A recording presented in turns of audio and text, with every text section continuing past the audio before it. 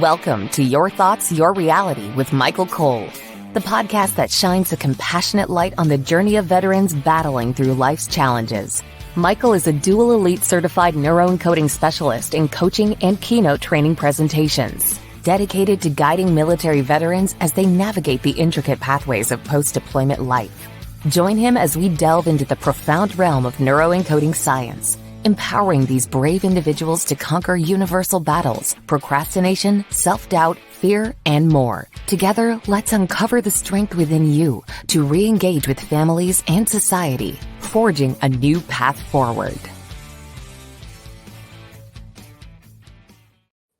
Hello, everybody. Today we have a super special guest. I'm super excited to have Jodi Rae Solomon on here, the Soul Amazing Coach. Jodi is a trainer for Robbins Research International. She's also a one-star dual elite neuroencoding specialist, and so much more. So, without further ado, Jodi, why don't you tell us a little bit about yourself? Hello, Michael. It's so great to be here. In addition to those two items, I'm also an ICF credentialed coach at the PCC level and a board certified coach. And all that means is that I have been highly trained by some of the top names in personal development so that I could learn tools to help empower your life and make massive shifts in the way you think and the way you approach life. And I got to tell you, I love my life. I'm one of those people that decided I wanted to really take my brand to another level. I tell people, let's create a soul amazing life. And I looked at what does a soul amazing life for Jodi look like? Mm, And I decided that I wanted adventure. I loved freedom. And so about 8 months ago, I moved full time into a camper van on a solo adventure across the United States with just me and my dog. And I am living that life of freedom and joy in the nomadic digital lifestyle and just really creating that life that I want. that's fantastic. And so, I got to tell you, Jodi, one of my favorite things is when I get to see pictures of you on your journeys. When you're with the dog and you're here or you're there, or, that kind of thing. It's pretty special. So, thanks for sharing that, and of course, about you. So, if we can, I'd love to just kind of jump in. I mean, we got a lot to go through. We have 30 minutes, and you're such a plethora of knowledge and information. I'd love to just start. Let's do it. Yeah. All right. Excellent. So if you can you share, your personal story of experience that kind of illustrates your journey from battling the inner critic to championing the inner cheerleader, especially in the context of weight and life transformation. I would love to share that. About, I want to say probably 7 years ago now, I was one of those women who was completely in victim mode. Everything was everybody else's fault. Mm, I had zero personal responsibility. If I was unhappy, it was because so and so said this or so and so did that. And as I delved into personal development, I started to realize that I was responsible for my happiness. I was responsible for my joy and I was responsible for my choices. And those choices included the people I had in my life, the way I allowed people to speak to me, and the way I responded to them when they spoke to me, and the thoughts that I thought in regards to that. And I started to really follow a gentleman called Michael Singer. He wrote The Untethered Soul. And it was the first time I heard somebody speak about this voice in my head that was always chattering away. And I thought, oh my God, this guy gets me because I knew I had always had that voice in my head.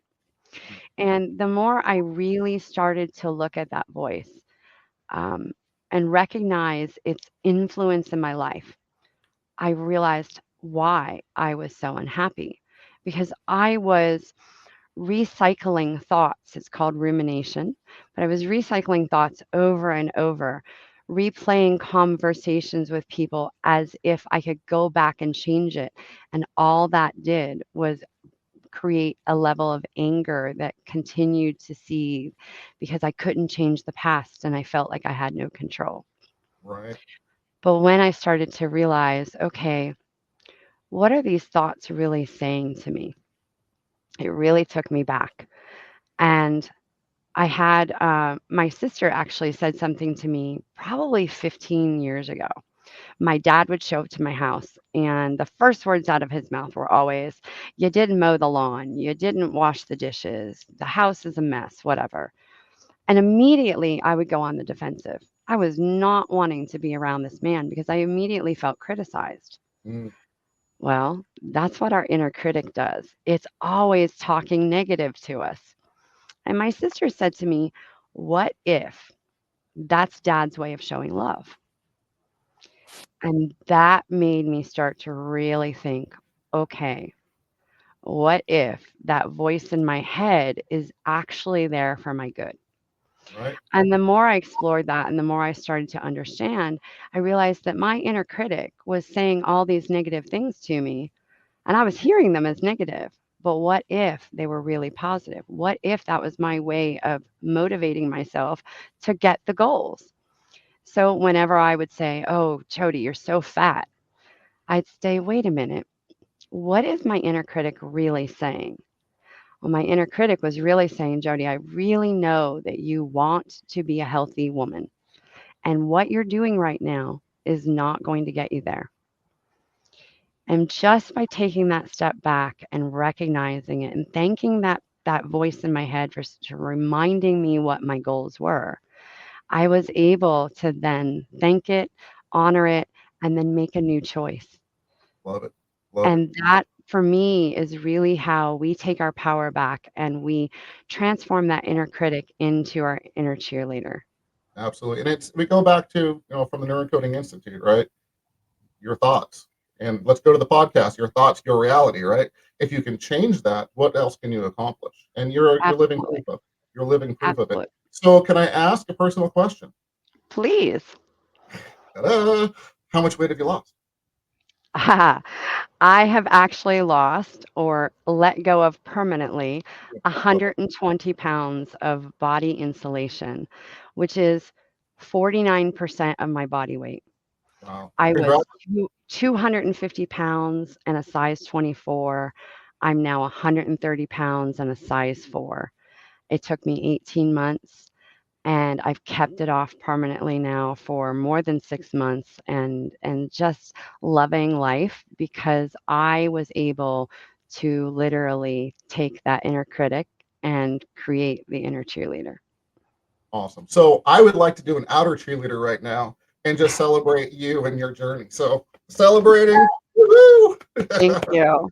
No, fantastic. And that's the trick, right? Is changing your relationship with food and so on to keep the weight off. I know Mhm, I've done yo-yo dieting before, and until I started working with Gene Titus, it was the same thing. It was, mhm. just lose it. And then like for me, it was always like a science project.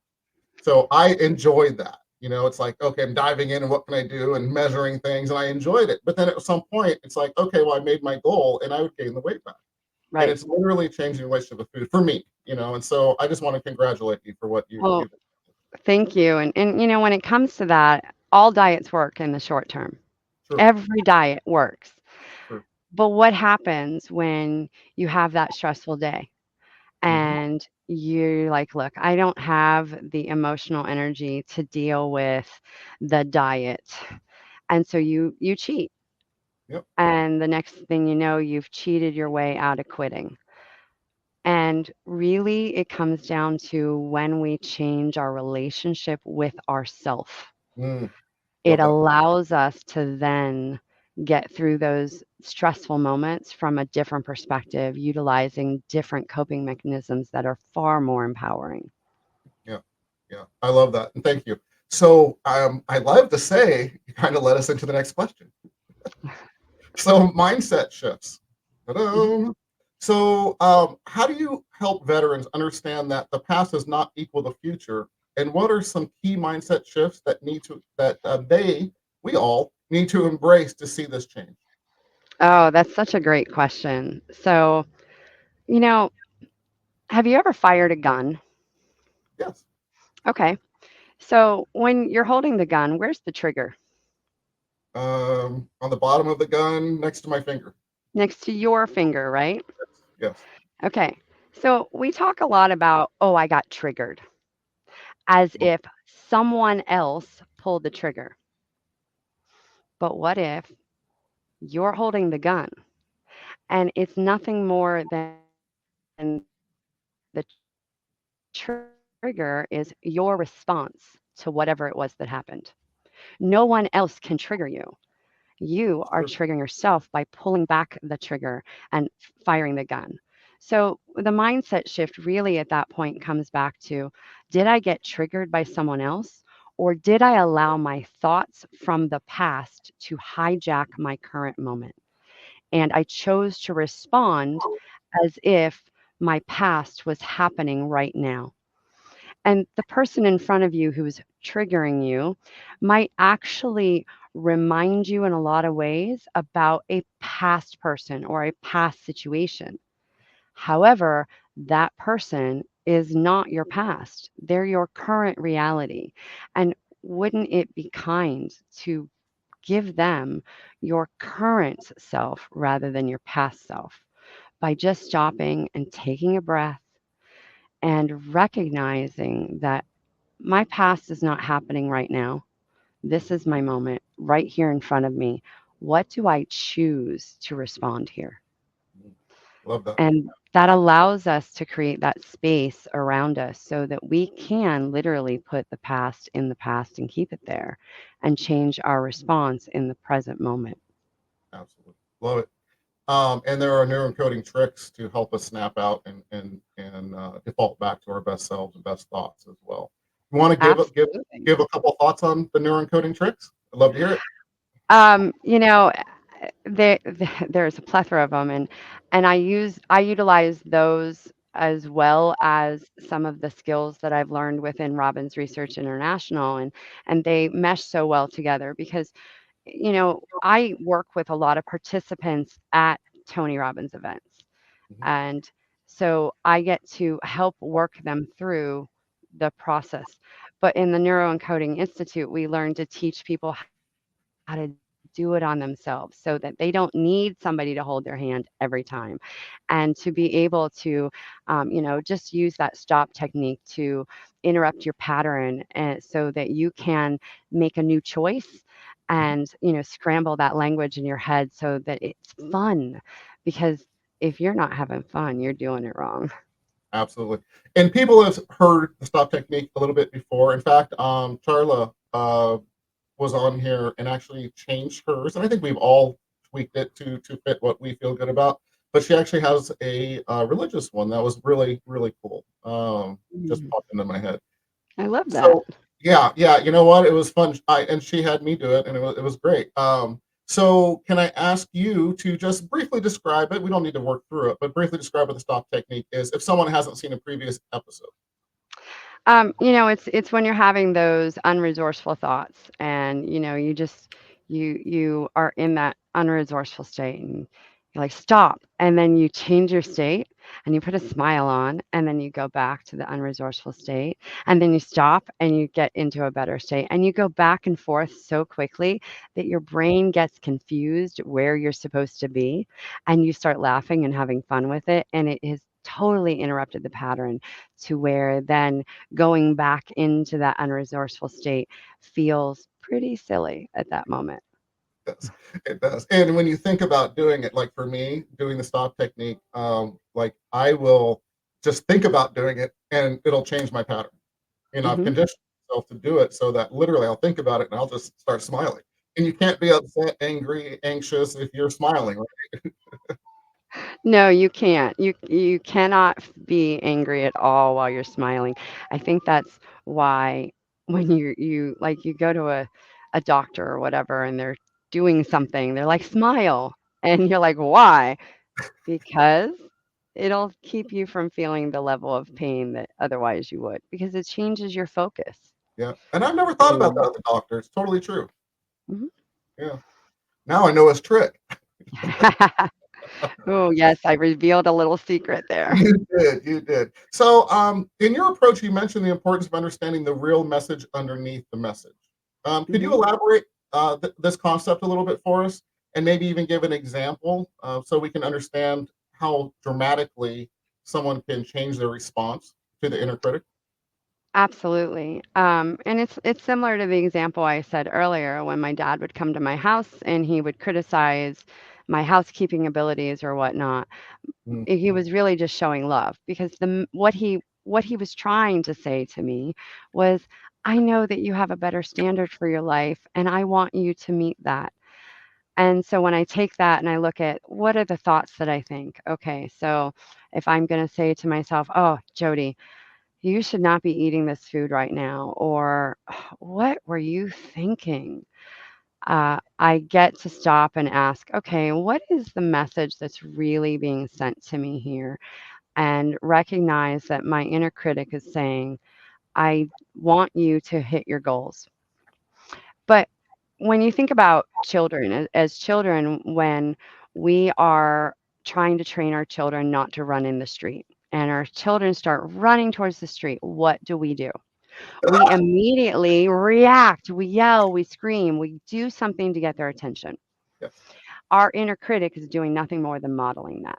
And so our inner critic is in there reacting, it's saying the harsh words because it thinks that if it gets us to stop and look around, that will change our approach, right? Hmm. That works when you're 3. Right. It doesn't work when you're in your 20s and 30s, 40s and older, right? And so when we say, all right, what is the inner critic saying when the inner critic says something judgmental like, what were you thinking? Or, God, you should not be eating that food. Well, the inner critic is really saying, I know that you want to lose weight. I know that you want to reach that goal. I know that this was not the outcome that you wanted, and I want to help you get there, but it only knows the tool of what it learned as a child to stop and criticize to get your attention. Mm, And love it. so to say thank you. Thank you for reminding me of what it is that I really want and how can I get there in a more positive way. Mm, love it. Yeah, and it's such a great reframe. I just love it. Um,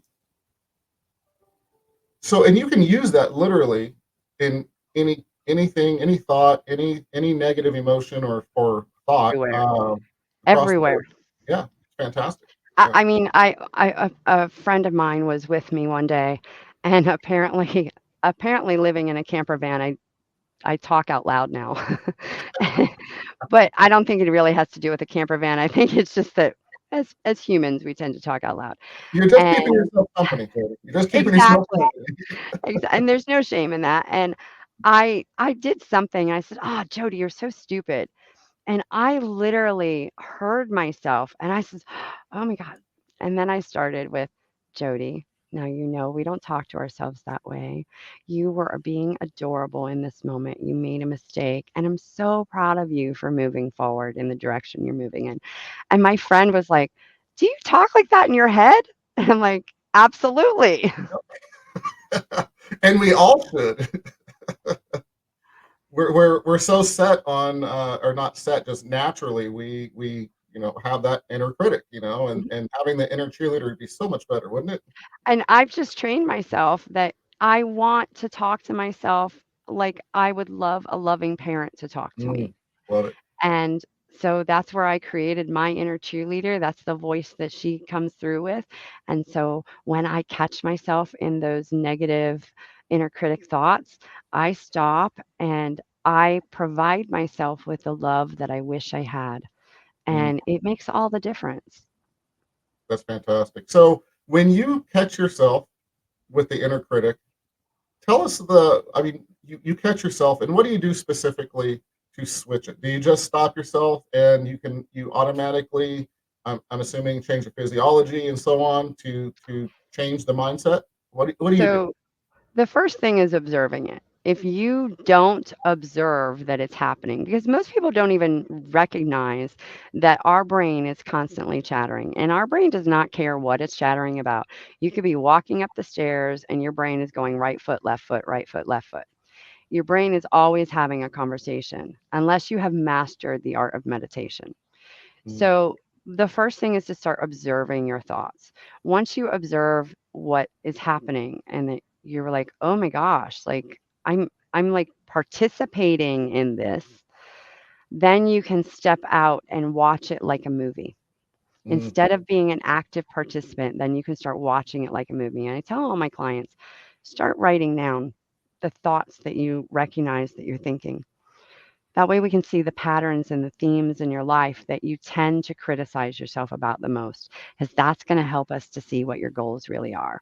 right. And once we observe, we understand it's happening. Then I ask my clients, once you're in that moment and you recognize it's happening, I want you to do something or anything that's going to change the moment, whether it's standing up, pulling your shoulders back, taking a deep breath, turning the radio on, whatever it is that's going to physically move your body and cause your breath to be different. And that's going to also start to change the focus. And by changing the way we focus, then we can step out of the criticism and now we can ask ourselves, okay, what is the actual goal under here? What's the critic trying to say? And how can I love on that? How can I love me in this moment? What can I say to me in this moment that would make me feel better so that I am more pulled towards the pain? Because we Mm, will do more to avoid pain than gain pleasure. However, when we're talking about the inner critic is like only utilizing pain.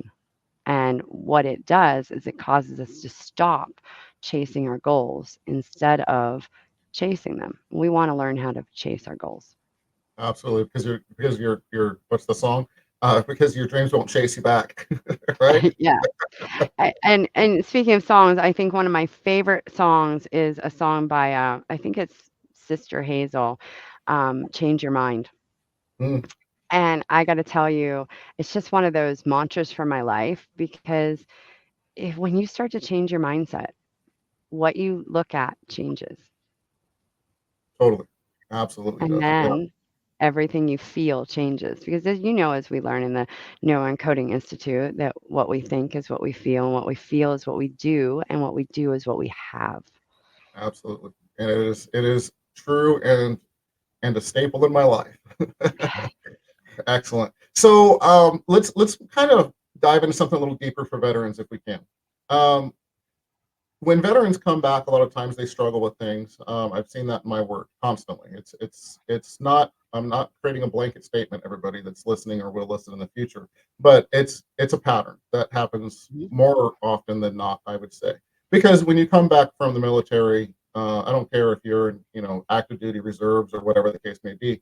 You and your family and the people around you have all changed, right? As Yes. we grow, so we're coming into a different society, a different family dynamic, the whole thing. So my question, Jodi, is when they're coming back, and this is for the families too. Let's not forget the silent heroes, if you will, the families that are battling their own journey at home. Um, when re-engaging with society and family members and things like that, give us some thoughts on how we can use the inner critic and even more so the inner cheerleader, to really reconnect and slow down and just how do I say this? Really communicate is really what's needed.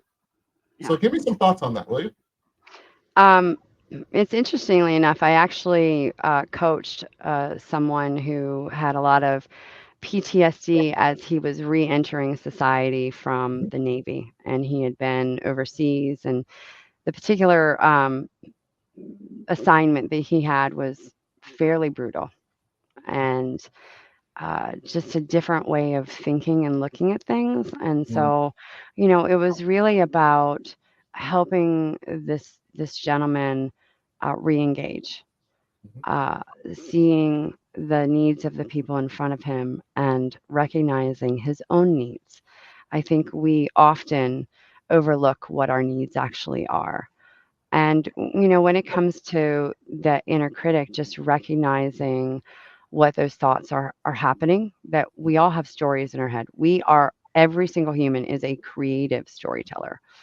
The question is, are you telling a story that is empowering your life or disempowering your life? Mhm. And, in the re-engagement process, just looking at what are the stories that you're telling yourself, and are there ways for you to step out of the story for a moment, look at it from someone else's perspective, and kind of understand what they might be feeling, what they might be thinking, and that allows you to connect. And then really looking at what is your goal. So it goes back to we're looking at the inner critic. What's the inner critic really saying to us?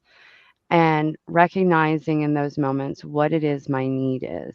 I just I want to connect with my wife again, but I don't know how.